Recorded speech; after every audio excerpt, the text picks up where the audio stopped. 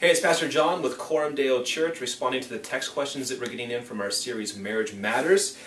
This one says, what are your views on gay marriage? The answer to this question is complex, not because the answer itself is difficult, but because the question in and of itself has assumptions that are really fraught with issues. So let me try to explain this as simply as I can.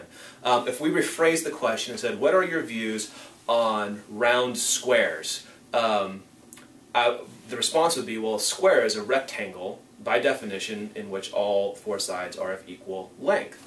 And a round object doesn't have straight edges to it of equal length. And so those two terms are mutually exclusive. By definition, a square can't be round, and a round thing is not square. And so the question itself has an issue.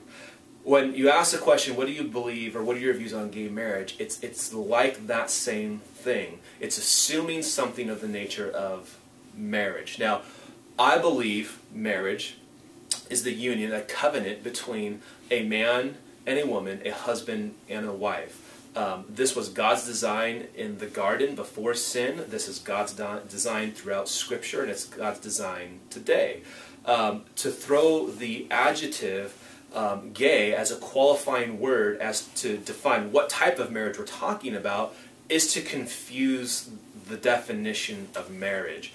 And it really boils down to says who. Who says what a marriage is? It's not just that we think one thing's okay and another thing's not okay, but it really boils down to an issue of authority.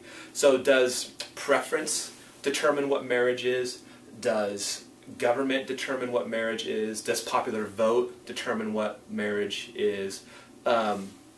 Or does God determine what marriage is? And I believe that God has spoken, that God has designed marriage to be a particular thing. That's what's unique about marriage. It's not like all the other relationships. It's distinct. And it is the union, the covenant of future promised love between a husband and a wife. Working from that definition, from that biblical definition of marriage, I can't throw the word gay in front of it as a qualifying word or as an adjective to explain what kind of a marriage I'm going to talk about. Just like I can't throw the word round in front of the word square because they're mutually exclusive. So what do I believe? I don't believe, based on the biblical definition of marriage, that there can be such a thing as a gay marriage.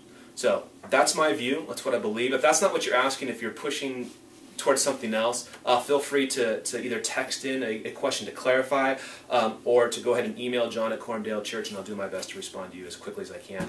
Great question. Thanks for asking. We'll see you soon.